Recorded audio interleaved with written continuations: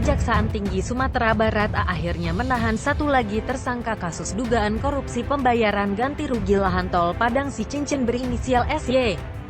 Sebelumnya, pada Rabu tanggal 1 Desember tahun 2021 lalu, pihak Kejati Sumbar telah menahan 12 orang tersangka dalam kasus yang sama.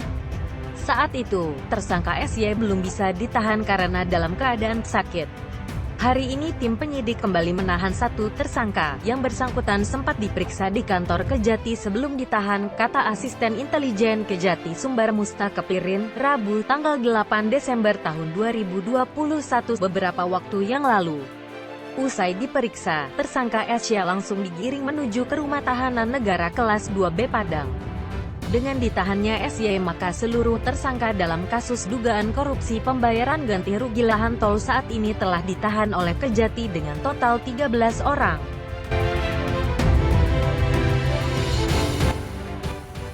Mereka adalah 6 orang yang merupakan kelompok warga penerima ganti rugi, dan 1 orang penerima ganti rugi sekaligus perangkat pemerintahan nagari. Kemudian 5 tersangka lainnya adalah berlatar belakang perangkat pemerintahan nagari, aparatur pemerintahan di Padang Pariaman, kemudian 3 orang BPN selaku panitia pengadaan tanah. Sementara itu tersangka terakhir yang ditahan oleh jaksa yakni SY diketahui juga merupakan warga penerima ganti rugi. Ia menjelaskan penahanan para tersangka dilakukan sesuai dengan pasal 21 KUHP di mana alasan objektif dan subjektif telah terpenuhi. Beberapa poin dalam pasal 21 KUHP itu adalah karena khawatir tersangka akan melarikan diri, merusak atau menghilangkan barang bukti, dan atau mengulangi kembali tindak pidana.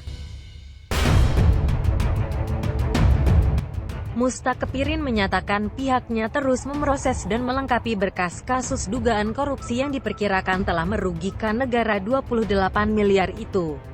Kerugian muncul karena uang pembayaran ganti rugi lahan tol yang telah digelontorkan negara diklaim secara melawan hukum oleh orang yang tidak berhak sebagai penerima ganti rugi. Penetapan tersangka telah dilakukan oleh Kejati Sumbar pada tanggal 29 Oktober tahun 2021. Mereka diproses dalam 11 berkas terpisah. Kejati Sumbar membeberkan kasus itu berawal saat adanya proyek pembangunan tol Padang Sicincin pada 2020, sehingga negara menyiapkan uang sebagai ganti rugi bagi lahan yang terdampak pembangunan. Salah satu lahan yang terdampak adalah Taman Keanekaragaman Hayati Kehati, di Parit Malintang, Kabupaten Padang Pariaman, dengan uang ganti rugi diterima oleh orang per orang. Setelah diusut lebih lanjut oleh kejaksaan ternyata diketahui bahwa Taman Kehati itu statusnya masuk dalam aset daerah dan tercatat pada bidang aset Badan Pengelolaan Keuangan Daerah Padang Pariaman.